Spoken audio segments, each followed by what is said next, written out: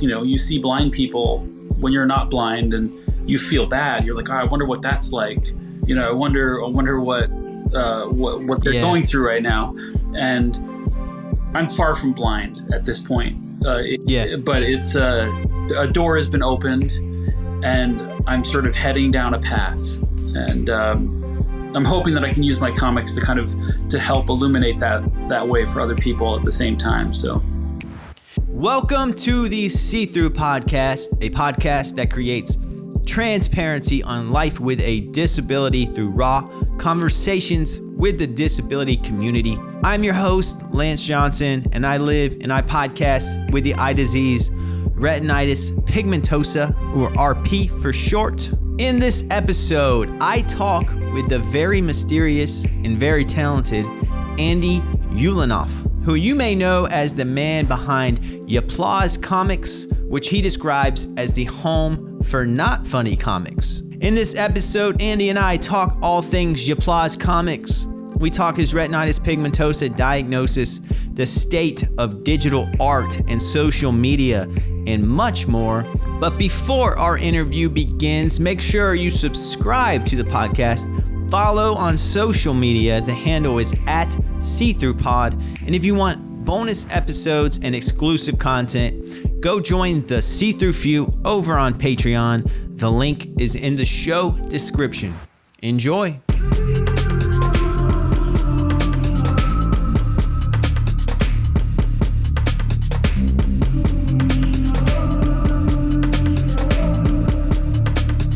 Andy Ulanoff, welcome to the See-Through Podcast.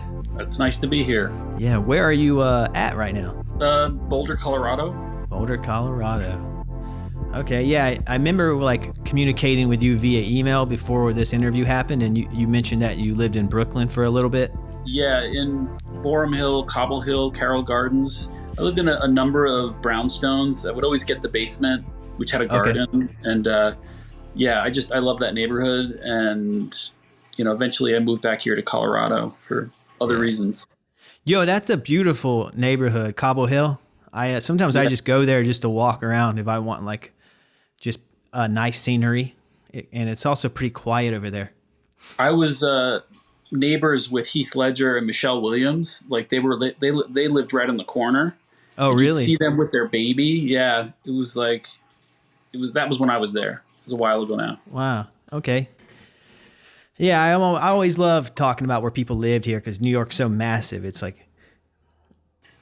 probably sometimes I meet people and they talk about where they live, and I never even heard of it. Yeah, no, it's like discovering new things. That's great. It's adventuring in New York. But you're in Boulder now, and you said you moved back to Boulder. So is that where you grew up? I lived in Colorado when I was much younger. Okay. And then we moved as a family. We all moved to New York because my mom had pretty bad asthma. Okay. And she was looking for a much drier climate. It was recommended. It was either that or Arizona. I'm so glad that they didn't choose Arizona. So I ended up ultimately coming back here for other reasons. But it's a really nice place. Okay. Yeah, I've been out to Colorado a few times. I had a friend from high school and college. He lived out there. He's like a hotshot firefighter, where he does the forest fires. Yeah. Yeah. We do that here. And he got married out in Colorado, went out there. It's so beautiful out there. But yeah, man, Colorado's not a bad place to relocate to. Yeah. No, I definitely enjoy it. There's a lot of great stuff to do, the outdoors, and just so much of the open spaces are built around hiking and, trekking. And so, yeah, right. That's awesome, man. I always like to, some people might describe it as small talk, but I always love when I talk to, that's the kind of what's cool about having a remote podcast. It's I can talk to people from wherever. So I always like to at least know a little bit about where the person lives and, Yeah. But so you're out in Colorado. You, as most people know you as Yaplause on Instagram and social media, which you describe as the home for not funny comics. But you also are very seasoned. You know, you've worked in the video industry, from what I understand, right? As a art director, creative director, and in kind of launching television shows and television brands. Okay. I was, I just my career was spent helping create marketing and marketing opportunities for lots of new shows, including the Real Housewives franchise, and Okay. I worked at Nickelodeon when SpongeBob first came about. Okay. Yeah, so I mean, I wasn't always a creative director, but I worked in different areas of the business over the years, and lately I've just been doing creative strategy, which is really just like writing about branding and creative opportunities for entertainment brands. So it's like I never know what I'm going to be working on or what client, and it's just independent work that I do. Are you freelance? Yeah. Yeah. I'm in a similar industry as you, and I'm a video editor, and I'm freelance, and I'm currently freelancing for Viacom. I work there. Yeah. Yeah, some social media edits, promoting some shows they're doing. Are you at 1515? 15. Yeah, I am. Yeah. A new remote, 1515. Yeah. And I just did some stuff for the show X on the Beach. Nice. And now I'm working on some edits for the challenge. Yeah. But it's all, it's pretty fun, and I really enjoy. I actually enjoy working with Viacom. It's nice. Yeah. No, that's great. But that's neat because we have a lot to connect with there. And then also, I discovered you through your comics with your Applause comics, and because you also have RP. Yep. And some of your material is about that, but most of it's not really. Most of your material is about just life. Yeah. And I guess if people might have stumbled upon you, maybe they haven't, but if you could give yourself a little intro and maybe get everyone up to speed, and before we start diving into specifics on things. Okay, so a little bit about me. So at this point, I've been making comics on online and on Instagram for like the last 3 years about.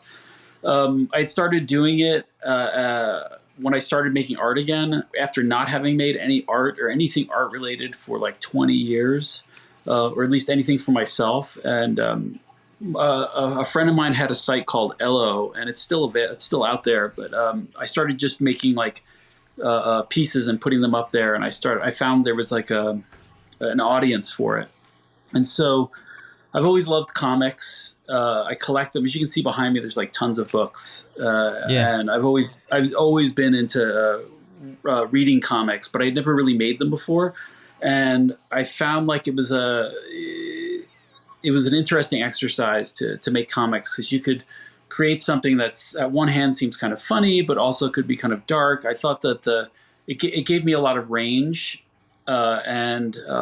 So I've been doing that for, like I said, for 3 years. And over the time, I managed to kind of grow. I didn't expect to grow at all. I didn't know that Instagram was going to be a thing for me. I just started posting, and over the course of the time, I would get more and more people engaged with me through comments or through likes or through whatever, or they'd reach out and direct message me, because they felt like, oh, I understand what you mean. I understand what you're going through. I understand what this is about.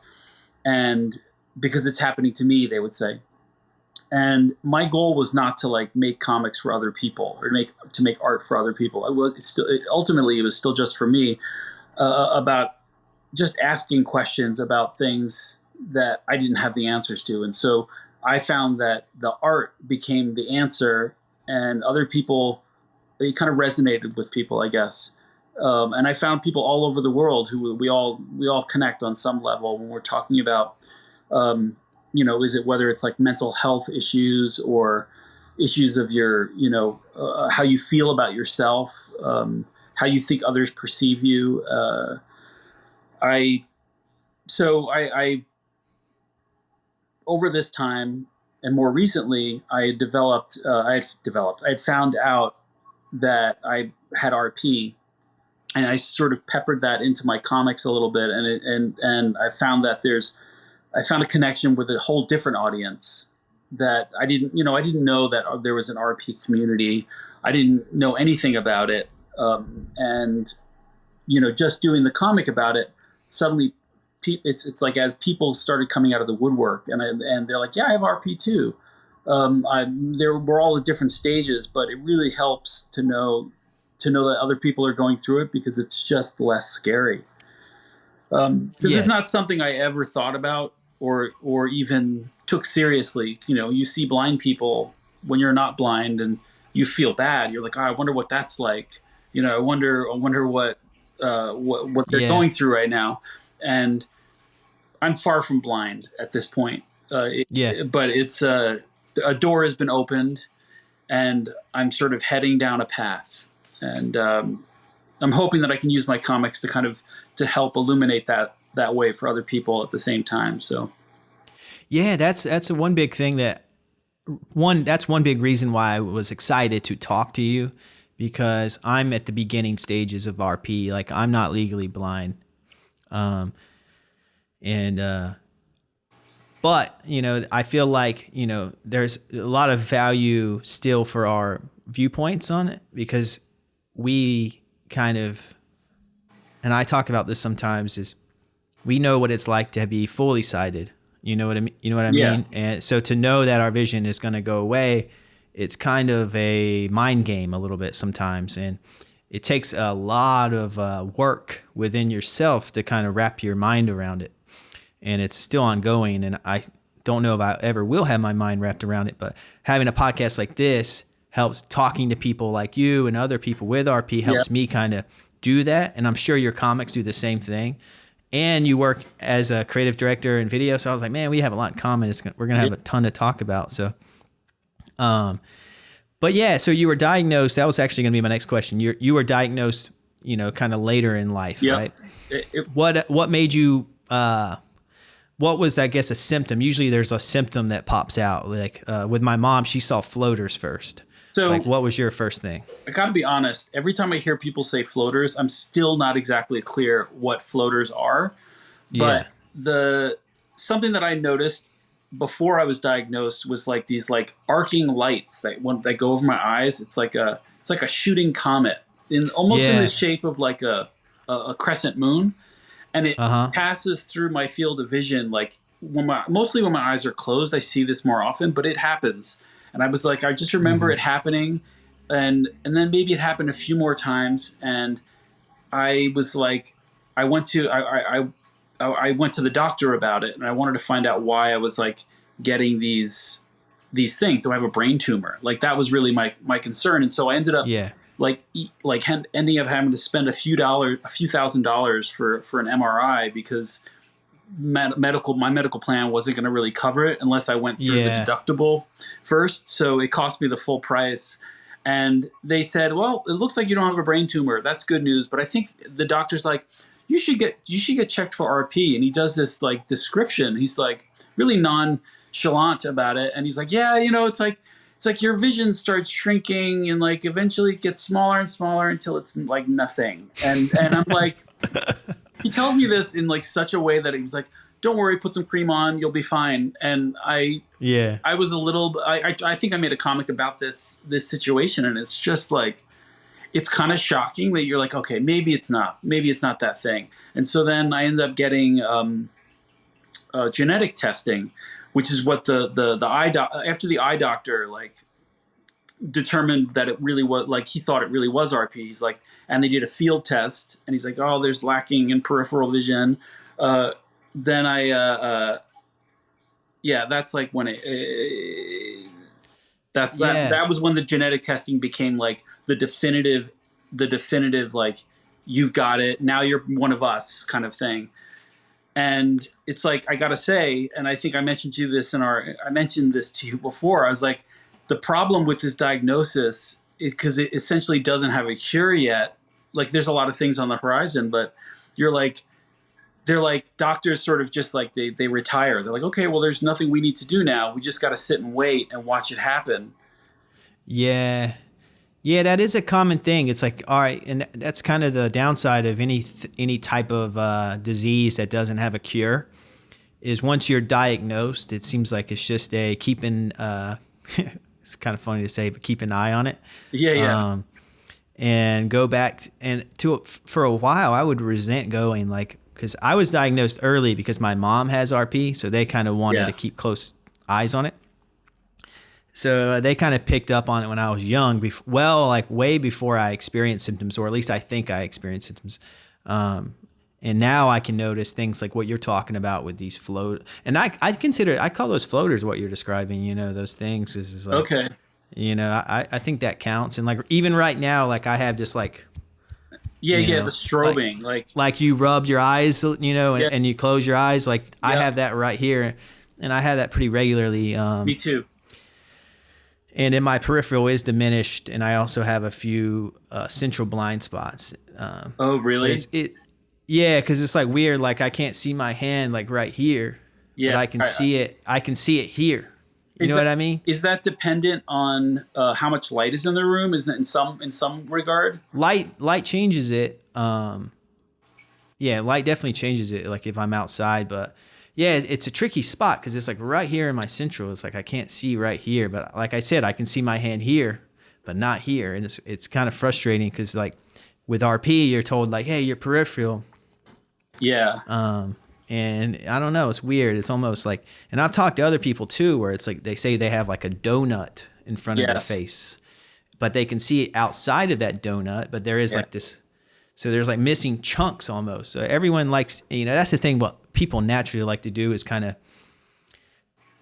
when describing something, they have to simplify it down way more simple, just so it's can be understood. And that's the thing with like RP and why, I think having, people with invisible disabilities kind of struggle when asked about it. Cause it's like, some people have like a really simple answer, like I'm almost blind, and then some people want to say, I have retinitis pigmentosa. It's a degenerative eye disease that decreases my field of vision and ability to see in low light and night situations. And it's like, what is a stranger going to say to that? And it's like, if you truly want an explanation, you're going to have to like read on it. So I just say sometimes, and it depends on how comfortable I am with a person, but sometimes I just say, I'm visually impaired. I don't know. It's a weird situation, but I don't say that yet. Like, yeah. Cause there's some times where I kind of have to, because it's like, I'll miss somebody's handshake, or if it's dark, I'll be slow moving. Yeah. But I can do just fine, like just being real. Like I just had my mom come up here to New York for the first time, and we talked about it, but I was guiding her, and she was, without me, she wouldn't have been able to do it. And then here I am pointing out small details. I'm like, look at that building. This is that. And then it takes her 5 minutes to find it. Yeah. And I'm like, and it kind of made me realize like, oh, okay, I have a long ways to go before I'm legally blind. You know what I mean? Yeah. Which is good. Like I'm definitely not going to say I'm not happy about that, but it's a learning process. And because when I'm home, my mom just knows the layout of her house, and she's just booking it around the house, Yeah. like once, so it's a little hard to tell, but that's interesting. So you're diagnosed later on, you're told you have RP, and you're already a visual artist. Yeah. That's scary. You're already working in this.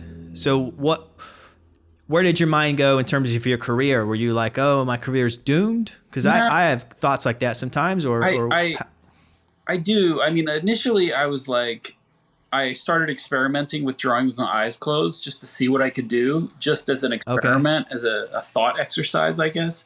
Yeah. And the truth is I could kind of do it, but then I'm like, nice. but then I wonder like the hard part is, it's like if you're drawing with your eyes closed and you're trying to make a picture, it's really hard to track where your pen was and wasn't.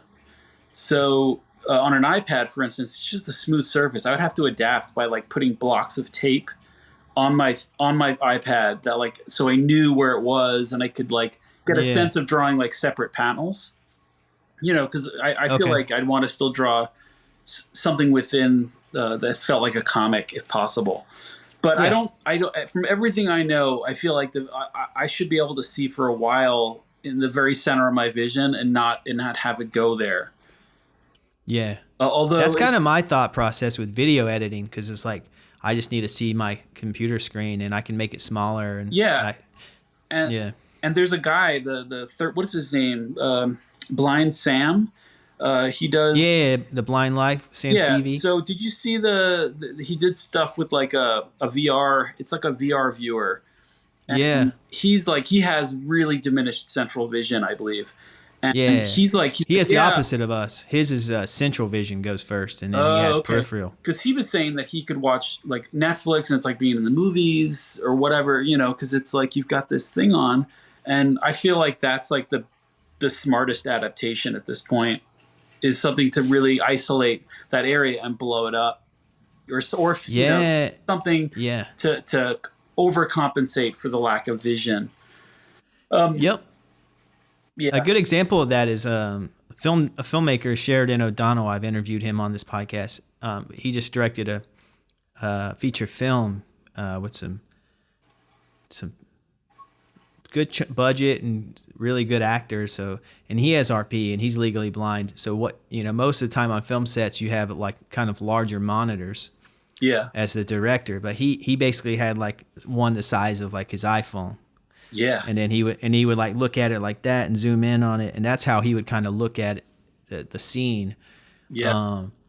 So people are out there doing things in the visual arts, and technology is helping, but it's also, you got to be a little bit like creative in the sense, like, one, you're in a creative field, but you also have to be creative in how you use technology to help you be creative. Yeah. So yeah, it's interesting with that, and yeah, I need to look into more of what you're talking about with Sam, because yeah, Sam's a cool guy. You should talk to him. Like I've been on his. He interviewed me for his channel one time. Nice. He's been on this podcast before. Yeah. And right on. But yeah, it's cool. It's it's like, it stumbles me sometimes, because sometimes I feel cocky and I'm like, yeah, my vision's going to be fine. Like, my career's not going to be affected. And then there's some days where I'm like, is it? Like I'll make a mistake or something that I can chalk up to my vision. Like, part of the frame was this layer was kind of revealing this layer that shouldn't have happened. It was on the edge of the frame, and I exported the video and didn't see it. And then I get a note back, hey, this, and then I'm like, in my mind, it's like, or when we're reviewing a video, or basically what I'm saying is, in my mind, I'm like, yeah, I would have caught that if I didn't have RP. Or when I watch back a video, what I do is I almost have to watch it like this, like watching the edge of the video to make sure I'm not like missing anything on the edges, because that's where I would miss it. Yeah. So I can get a little bit nervous sometimes when reviewing final pieces that go out, because you obviously don't want to release something that's filled with errors. Yeah. No, of course. But anyways, let's talk more about Applause. You're on Instagram. Primarily, you have like over 41,000 followers. You're pumping out comics on the regular. It's really impressive, the amount you put out. And but there's one thing I wanted to talk to you about, just because it interests me, and I'm always interested in current times, modern times. So like Instagram, as if anyone's listening and has been on Instagram for more than 5 years, they know how much it's changed just through user experience. Yeah. And it used to be more stills heavy, like like a photographer's haven. You could post a photo and that was it. And in your instance, it would be a comic. Yeah. But we all know, 2022, that Reels, Instagram Reels, like video is like, that's the thing, and that's what Instagram pushes. That's how people get discovered. And being a still artist, which you are, you've adapted, and you've had videos where you can kind of see your process of, illustrating your comics and things like that. But yeah, I wanted to talk about it. It's like, I don't want to spend all the conversation talking about it, but I know sometimes I feel frustrated with how much Instagram pushes out reels. Cause it's almost like you're forced to, if you want to grow. Yep. But I would like to know your thoughts on that. So I've watched the changes as it's happened. So I was there before Reels at the time when, as an Instagram creator, you could put up a still picture and you could get, you would get not only like over 1,000 likes, like easily. I would get new followers, and it was like every day I would be able to gauge some sort of growth. And because I was consistent, I was putting up, comics all the time. And then I found that the algorithm started to kind of creep in, like the rules of the algorithm started to creep in before Reels came. And it was like, oh, don't post too much because you might get quote unquote shadow banned, which is still kind of like a questionable thing, whether it's true or not. But it's sort of like you get put in the penalty box for breaking any number of rules. And one of those rules might be posting too much. So it's like spamming. So they try to like corral you and stop you from putting up too much stuff. So I started putting up less because of that. And I found that my numbers were doing slightly better and not suffering. If I put up a post, I would be able to I would still get the interest and the engagement.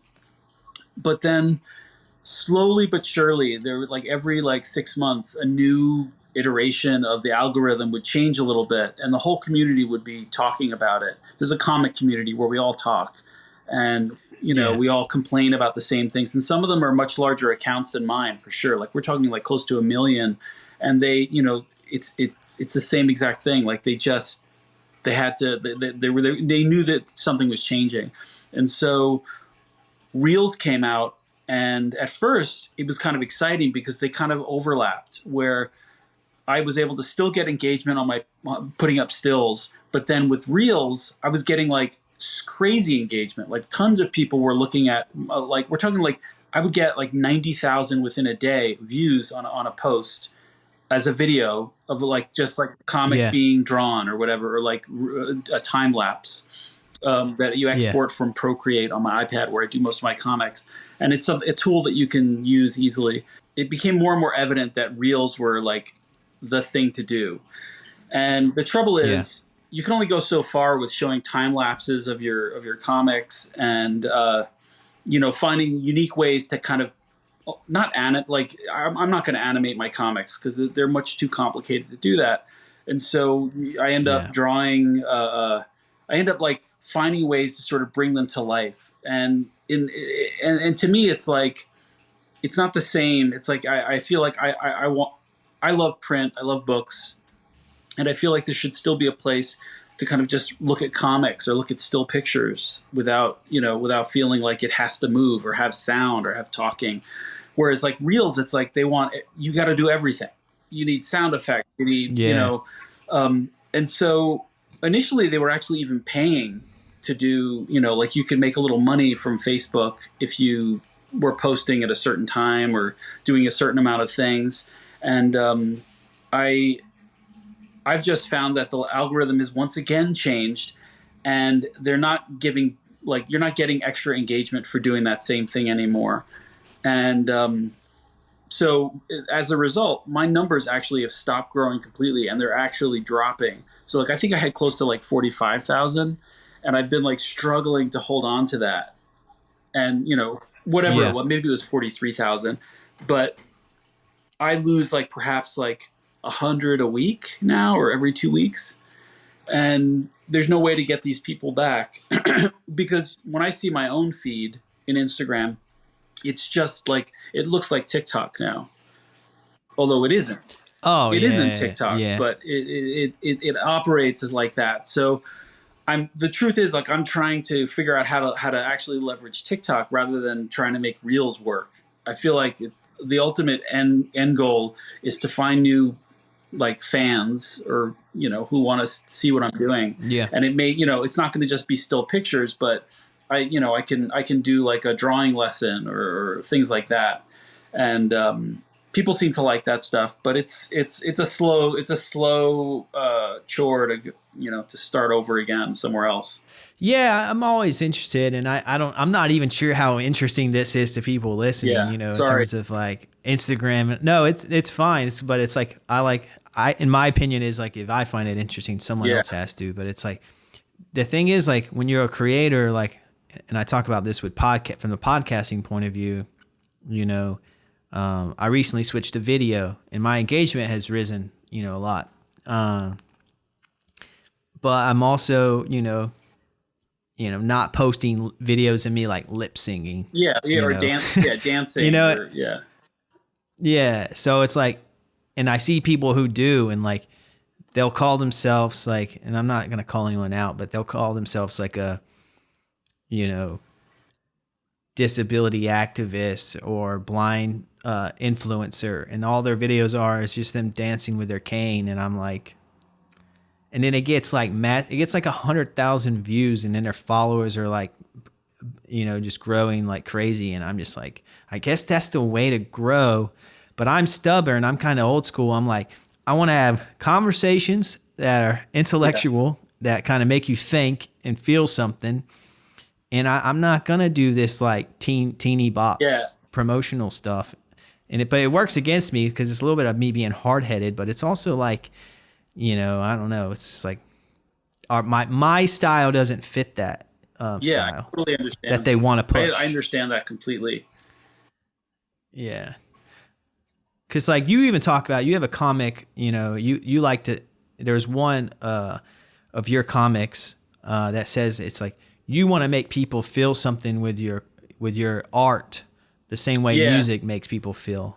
Definitely. And that's the whole point of, you know, before I was a podcaster, you know, I studied film. I went to college. I've always tinkered around with creating things, whether it be like a song with a friend or a short film with some friends. And I stumbled into video editing because it was a strong suit of mine. But I've always been like a creative kind of person, always wanting to put out something. And I've always thought about art in a unique way.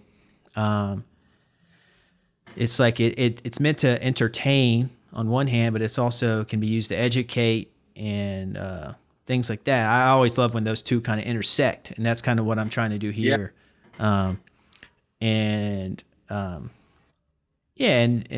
anyways, I'd like to know your thoughts on art, and, you know, what are you trying to get? Like, what is your goal with your comics? Like, you mentioned earlier, you're doing it for yourself, but as I like to say the same thing, but every now and then when I get like a comment from someone who's saying like, I love what you're doing, it's made me feel a little more understood. You know, it helped me feel more confident in myself, and I was able to go out and try something new. That's huge for me, and that's why I do it. But also simultaneously, it's selfish because it's a personal satisfaction, because it's a passion of mine. So I'd love to know your take on all that. You know, I mean, of course, like I say that the art is for me, but the truth is, like, I really do want people to see it, and I engage with it. And in a sense, we do have a dialogue, even if I don't end up having an actual conversation with these people, or even a DM or a comment exchange. In a sense, if I sense that people are seeing it and liking it, I feel like I'm being understood, and they feel understood. And I think I mentioned earlier that I'm asking questions that I don't have the answer to, and the art is a way to sort of release the pressure on that question and just sort of put it out there. Because I don't know that my art is, or my comics have an end goal, or there's like a definitive reason for why I do it, or a definitive like punchline. Yeah. sometimes they just don't have an answer, and people would say to me, "Oh, I'm confused, but I like it," and I don't, and I actually refrain from explaining a lot of the time, although sometimes I will. But I do appreciate when people relate to it in a way that's like really, like that really has affected them, and it moves me to hear that some silly picture I made, I put it out there, and they're like, oh yeah, that made my day, or every day, like your posts, are the first thing I see, and it makes me feel like less alone or less depressed or something. And it takes the stigma. You can use art to take the stigma off of controversial subjects. I went to art school. I didn't think I was ever going to make anything close to art again after, starting a career. But, I was a consumer of art and all that, all that big basket holds, like all the different types of art and expression. I didn't care. I didn't care to be the creator. I was just a consumer. I would take it all in, and over the years of since college, I'd collected a lot of junk. I'm talking about real stuff, like objects, things. And, whether it be pictures or books or knickknacks or this or that. And I would sell them on eBay or, to make some money, but I would keep most of it. And it's like, I would just accumulate so much stuff. And it became like a symbol of like, just like collecting things and not creating. So I just felt like I wanted to make something and put it out into the world. And so I literally like shifted gears. And I still buy stuff. I still consume things, but I'm like really interested in creating more and consuming less in some ways.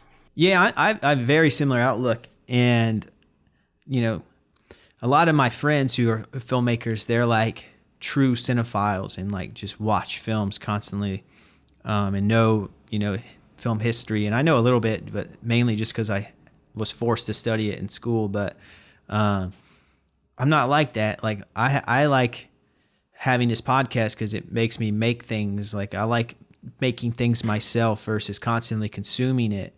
And I think that's why I've always been in a position of making things. And I think there's something to that, just wanting to make your own stuff versus always just consume other people's stuff. And if you're an artist, that's something that you have to really, work with yourself on, because it's easier to watch TV than it is to make TV. It's a lot cheaper. A lot cheaper too. And that's the thing too. And that's the beauty of, I think, both of our current, let's call them side projects. If you want to call them that, it's like, I can do this remotely. I use a webcam, a microphone. I have a few things. It's pretty cheap for me to do this podcast. I have all the editing software already because I use it for my work. I have like a cheap ring light. That's all I use. And, I just talk to people, from all around the world, and I get to put these conversations out, make clips. You're making things on your iPad, putting it out. You can do it on a consistent basis versus like, when you make a short film. This is the beauty of of film. And I was talking to my wife yesterday about this. It's like, that movies are the hardest thing to make, the hardest art form to pull off, because there's so many moving parts and whatnot. And it's I consider myself a filmmaker, and I made a few short films, but I just know how much making a film wears me down, and it also drains my bank account.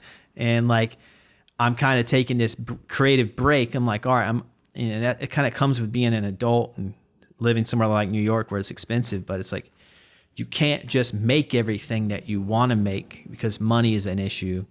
So you have to be creative with your resources and whatnot. And I don't care who you are. If you're trying to make a film, it's like even the most cheapest film is going to cost you, at least $1,000. So it's like, it's nice to be able to have something that you're completely control over yourself, but at the same time, you get deeply almost feel vulnerable because it's such a reflection of who you are because you're the only one behind it.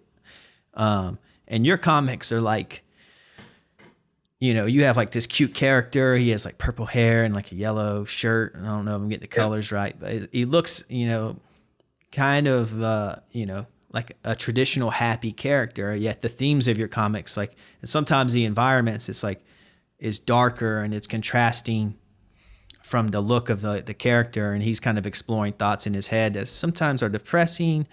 Sometimes he's a lot of self-reflection. Yet the comic, some would even say, looks cute. Yeah. You know? So it's like, how did you come up with your style? How much of your applause is you? Yeah, that's a good question. People ask that. And in some ways it's all me. In other ways it's just it's just borrowing from some things that might actually be happening to me at the time. But it's sort of like me if you took all the protection off, you know, and it's this like it's a cute way of like of repackaging, you know, like a bag of emotion, and you know, just like a character. It's a character that's able to, like I said, ask questions or say things or feel things that like maybe I don't feel like I can feel as a person, but I feel like I can put it out on paper, and in a sense it diffuses the sting of whatever that thing might be, whether it's RP or going back like heartbreak, or you know, or like the idea of like dealing with I had a divorce and it wasn't great, you know, and it's like I constantly like dip back into that. And it's not about like finding somebody to say, oh, I'm going to give you sympathy.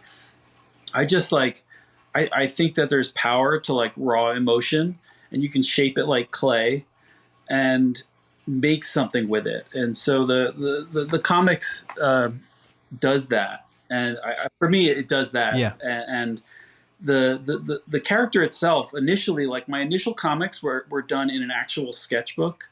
And they were a lot more like airy, like very doodly, very loose. But the character itself had purple hair. It was like red cheek, but it was me depicted in real life stories. Like it was like me and my ex-wife in these comics. And there's only like 50 of those, or 20 or 35 of those comics that actually exist in that style.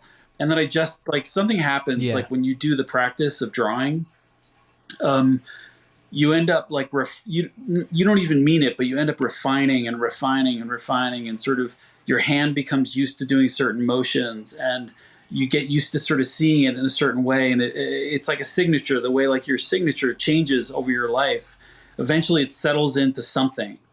Like that's kind of what drawing comics is like, where you just sort of it evolves really slowly, stroke by stroke, and it reduces like all the unnecessary stuff, and you get into this whatever that feel is. And so I guess I don't know if that answers the question exactly, but no, it does.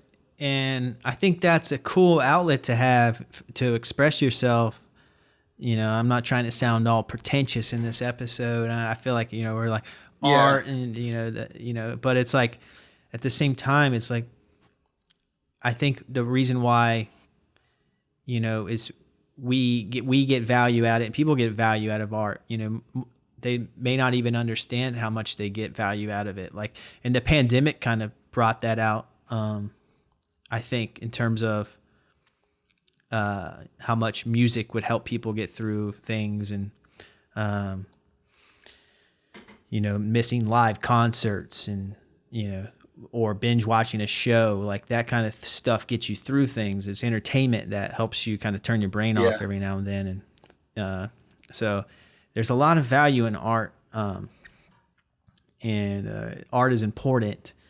And then also it's like, it's important for you as a creator, because like, it's almost like playing an instrument, you know, like I play guitar, but it's like, if I'm feeling down one day, I'm going to be playing like some down. My guitars, stuff I play on guitar is going to sound down. But like if I'm feeling happy, you know, I might be playing something a little happier.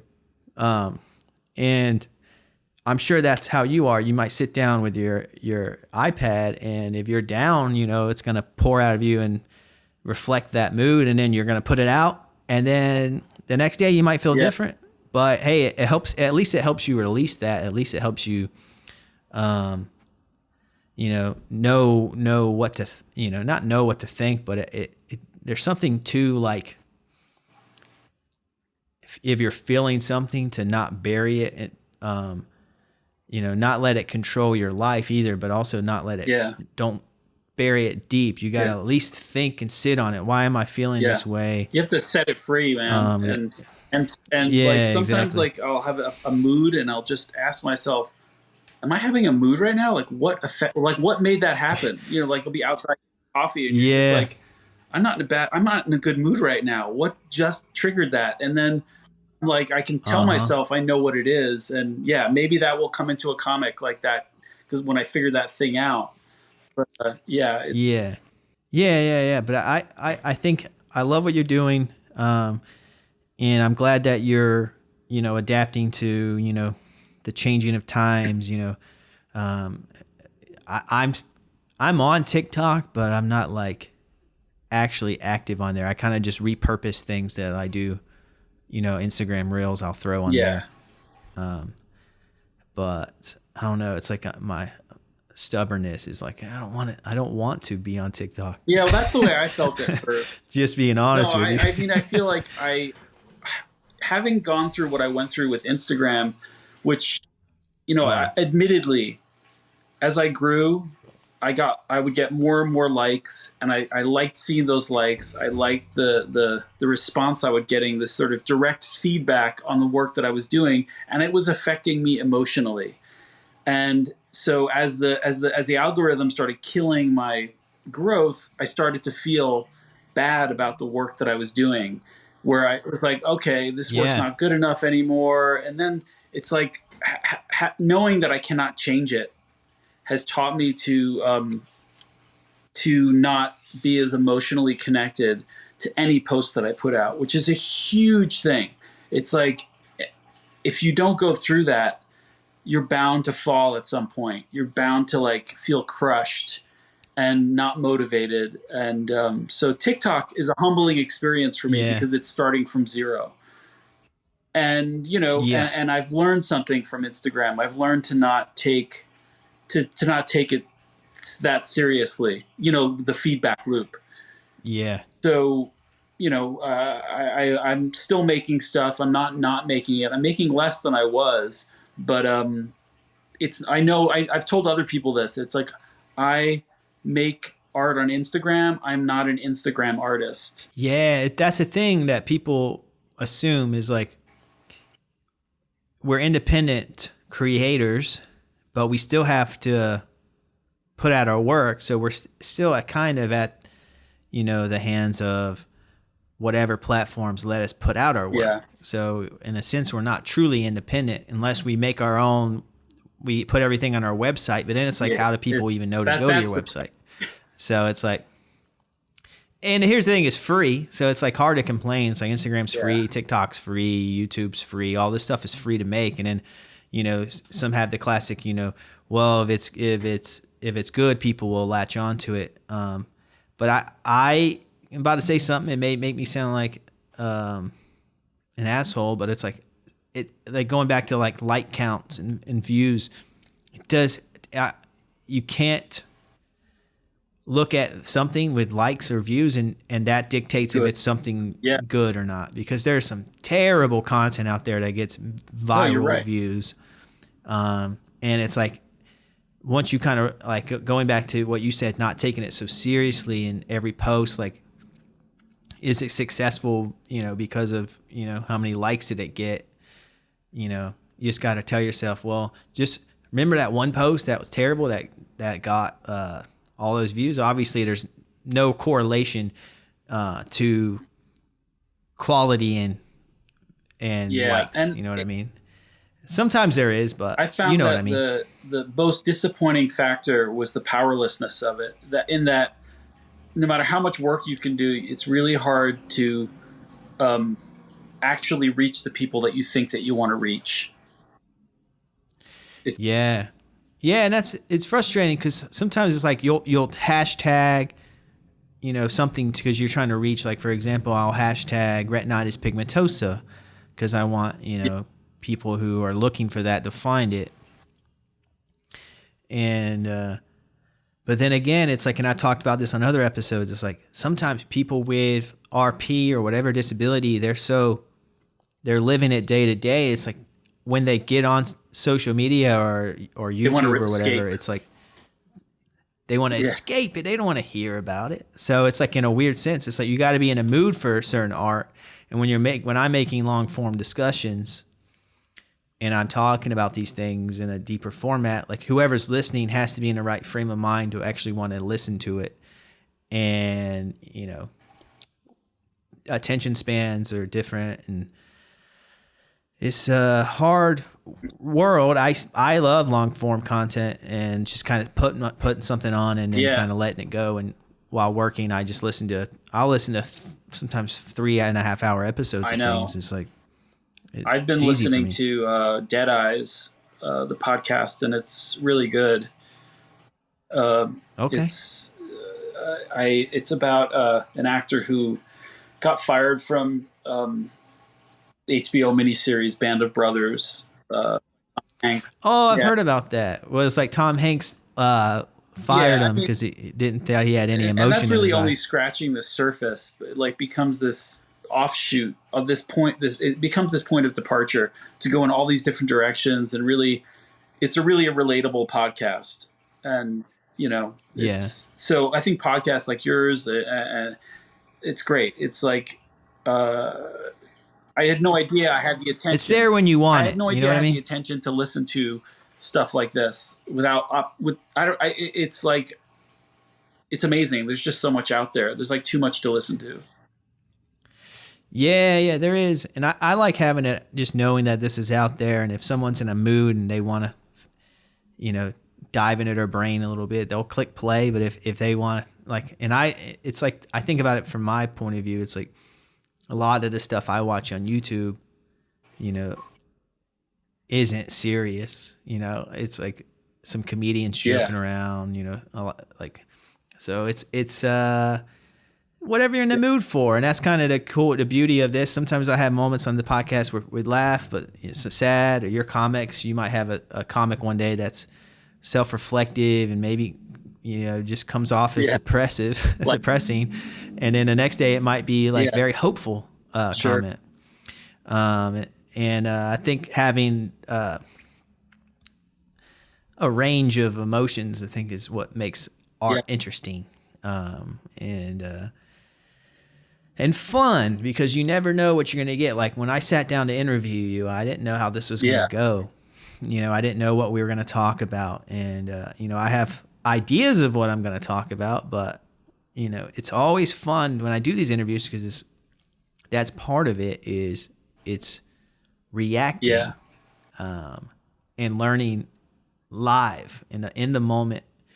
And even like it's almost weird because like when you hang out, like if me and you were to hang out in real life, we wouldn't be having a conversation this kind of formal.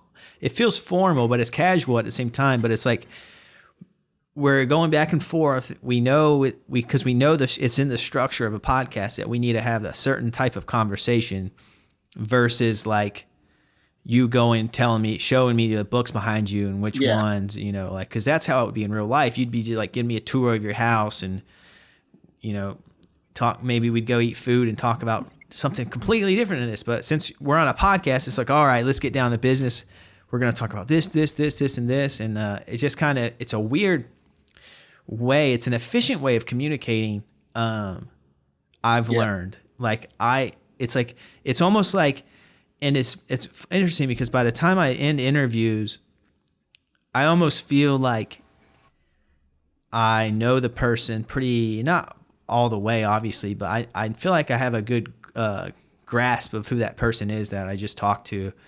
And I don't know if I would get that even in a real life engagement. So in a way, some of this like digital interactions almost can come off as more authentic than real life, because in real life you might be too nervous to say something, You might have a social anxiety. You might, but in a digital form, you know, like you can really just let your emotions go. I'm gonna release this expressive comic today that talks about RP and how I'm kind of nervous about my vision declining. But your friend who's in the room with you, you might not feel comfortable talking to them about it. So it's like, it's weird. I think, and some people use therapy. Some people have therapists that do what I'm talking about, but these conversations like this, it's always fascinating because I just interviewed my mom, and that was bizarre because I'm having like a conversation with my mom. Like, it felt so bizarre to have like a more of a structured conversation with my mom, but in a sense, like it was so efficient in that hour and a half conversation. I heard stuff that she's never told me before, and I got insights into her brain that I don't think I would have, because you act differently when you're around people you're close with, and you talk about things that you're used to comfortable talking to, or you're used to talking about. So in a sense, like doing this podcast, I don't even know how I got on this tangent, but it's like, in a sense, like doing this podcast and having these kind of structured conversations, it's just like you can get, so it's almost like hanging out with someone like 10 times, but in I'm one sure that hour. I'm sure that you listen to Mark Maron's podcast, and it's I do. Yeah, every interview is actually really good. Like, even if you don't know the person, like, you don't know who they're talking to, you weren't familiar with them, it somehow becomes universal, and you get it. So I think that there's a lot of ways to go with these podcasts and these conversations, and I think they like I was saying, they ask questions, you know, and sort of unwrap these things that we didn't know were there. Yeah, no, I love podcasting. I guess that's why I'm into it and make a podcast. But sometimes, like, it's mind-boggling to me because I studied film. And sometimes I'll watch something on Netflix and you can tell there's millions and millions of dollars poured into it. And then sometimes I'll be like, the podcast I listened to earlier was better. And it was just two dudes talking. And it was more impactful, and more people would get something out of that podcast episode than they'd get out of this massive budget production. And then there's times where I see a movie where there's tons of money thrown at it, and I'm like, yeah, that's hard to beat. You know what I mean? But it's just interesting. Like, podcasts can compete in terms of entertainment. And so I guess it's the point I'm trying to make. It's like, it depends on what you're trying to get out of things. It's like, sometimes two people talking is all you need. I thought you were, you know, like, I didn't know what we were going to talk about. Like, I didn't know where the bridge was going to be between what I do and what I have. Like, it is in terms of the RP. I was like, are we going to just talk about RP? Are we gonna, like? I didn't know what we were talking about, and it made me nervous. It makes me nervous not knowing what's coming. You know, because I have no control. Yeah, and RP is, you know, and that's kind of what I like of doing. You know, I love talking about it because it's a very specific thing, and but what society needs to realize, and even what I think people in the disability community need to realize, is that, you know, we have tons of other stuff to talk about versus, you know, our disability. Our disability, we could have spent a whole hour talking about RP. We could have, but does it necessarily mean we should? Because there's so many other interesting things to talk about, and that's kind of what's cool about these episodes. And we still covered your RP, and I still have another question. Speaking of RP, I have another question. So, but it's like, I think it's, sometimes I want to explore the disability conversation more than others, but sometimes it's all, I think if you're listening to this podcast,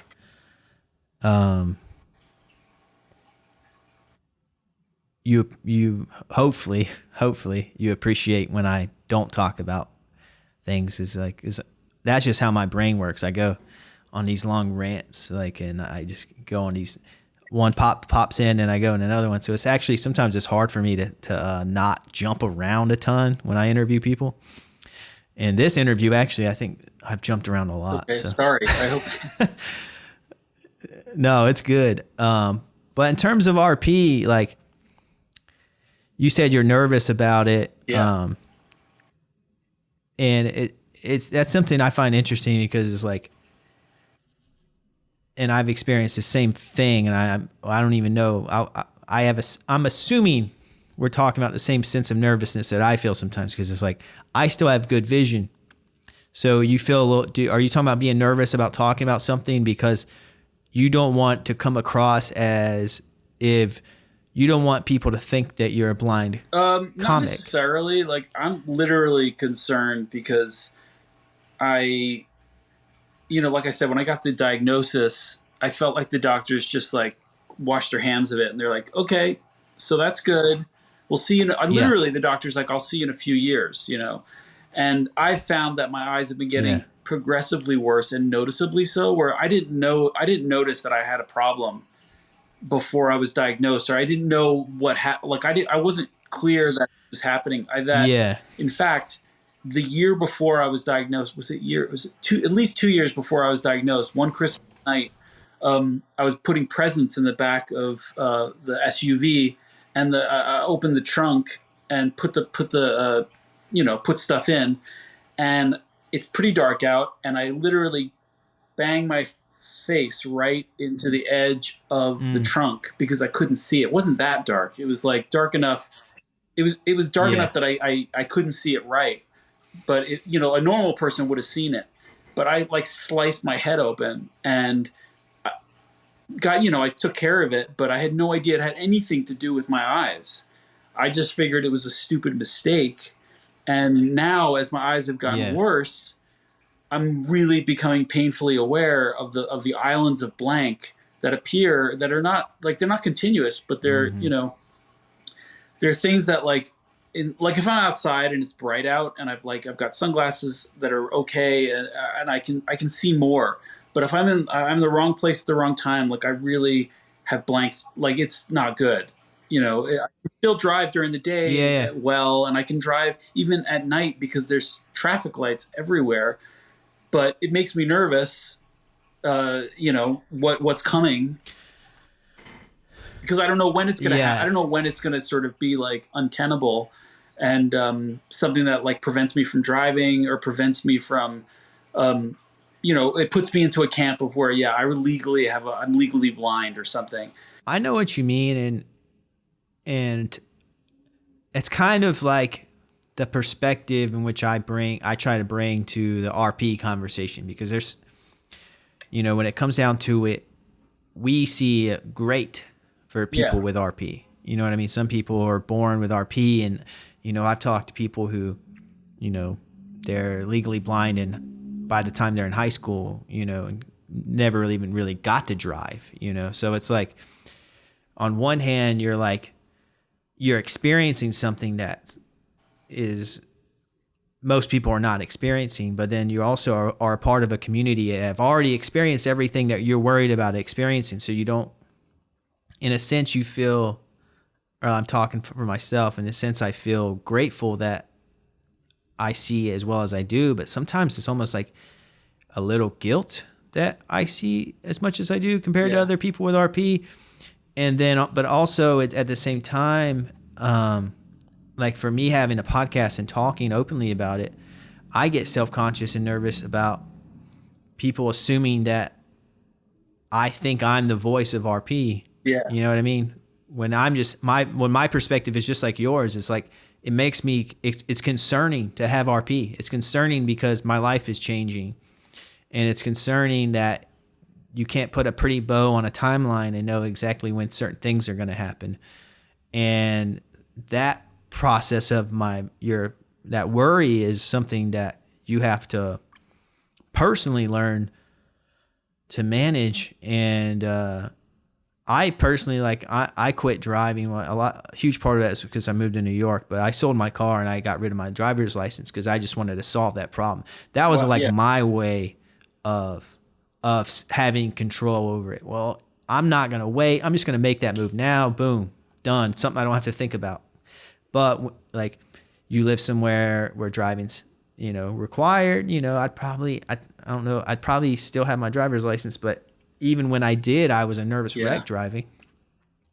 You know what I mean? Because even when I felt confident, it's kind of what like you're talking about. It's like even when I was like, yeah, I think I can see great. Like right now, I feel confident driving down the street. But since there's times where you're in your kitchen or like you said, hitting your head on that the trunk, that things can happen. Randomly, or if a car pulls out randomly, you might not see it. So it kind of having RP a little bit keeps you on your toes, and it kind of makes you never feel a little bit sturdy in terms of, there's always, something's always going to pop up out and get you, and driving's dangerous, it's like, I overcompensate. I do this like scanning thing just to make sure I'm not like in the right light. I still can see. I can see my hands right now, but there's spots that just are not right. And I'm in front of a ring light, so it's adding extra illumination right now. But I'm like, I actually do it regardless of whether I need to. I'm just like always like double checking both shoulders. Even if I'm not changing lanes, I'm just always like scanning. Yeah, that's kind of I'm the same way when I used to drive. My brother lived in Northern Virginia, and I would drive when I lived in Raleigh, North Carolina, and I would drive and visit him every now and then. And by the time I got to his house, it was like, because I would do the same thing with scanning and everything. By the time I got to his house, it's like my eyes were done. They were dead. They were exhausted. And it's like my eyes are, scanning, and I'm looking, and, like I'm constantly doing, and that's kind of how it is sometimes when I go out in public here in New York. I gotta analyze the scene more than most people do. And it can just kind of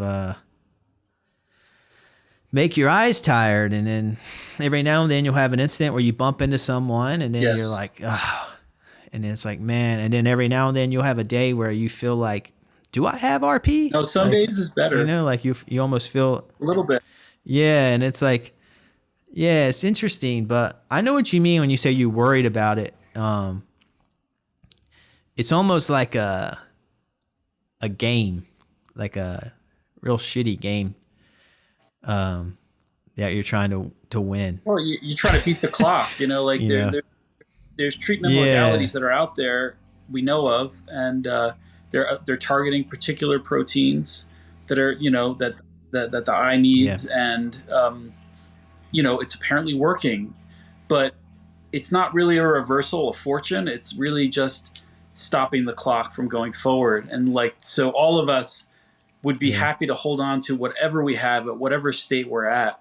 It would be awesome to go the other direction, but I think that, you just hope you get there before it's all gone. Yeah, no, I completely agree.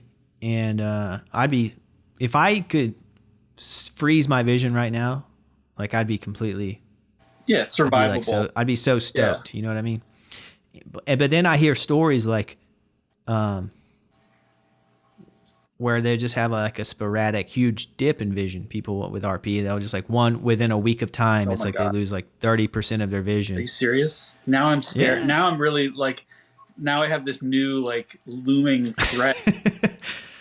A lot of it has to do with like the anatomy of the eye, or some sort of like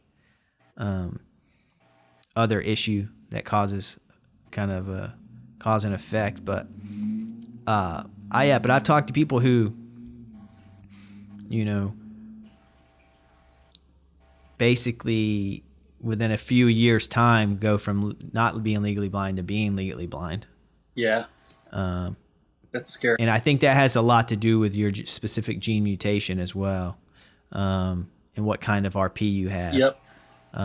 So if like you said you did testing, right? Yeah, it's like the MAC gene something. Like I've heard two different numbers, or I don't know which is the right number, but I just remember MAK, like the MAC. Yeah. But I'm not exactly sure. Like it's written down somewhere on those blue papers that I got back from the genetics lab.